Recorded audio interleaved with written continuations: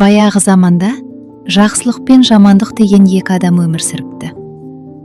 Бір күні жамандық жолда жаяу келе жатып, артынан атпен келе жатқан жақсылықты кездестіреді.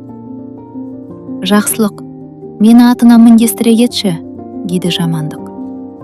Жақсылық ойланып, екеуміз кезек мініп жүрейік. Сен алдымен мін, біраз жүрген соң атты байлап кет.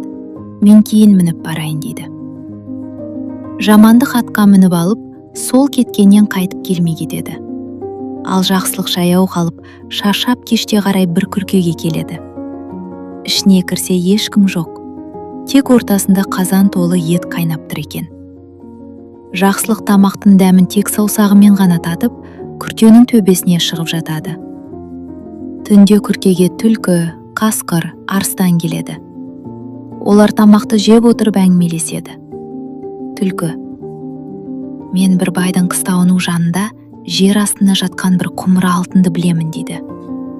Қасқыр: бір байдың ауырып жатқан қызы бар. Оны емдейтін ала тоқтының өкпесі дейді. Арыстан: мен бір байдың жылқысын жеп жүрмін. Бірақ мені бір ғана алатай ұстай алады дейді. Жақсылық олардың бәрін естіп алады. Таңертең олар кетеді. Жақсылық байдың үйіне барып, ауырып жатқан қызды ала тоқтының өкпесімен емдеп жазады. Бай қуанып, қызын жақсылыққа береді. Содан кейін жақсылық түлкі айтқан жерді қазып, бір құмыра алтын табады. Кейін арыстанды ұстап беріп, байдан бір үй жылқы алады. Бірнеше жылдан соң жақсылыққа жамандық қайыршы болып келеді. Ол: мен саған жамандық жасадым, енді маған көмектес дейді. Жақсылық оған күркеге барып, тек тамақтың дәмін ғана татып, төбеде жатып, аңдардың әңгімесін тыңда деп кеңес береді.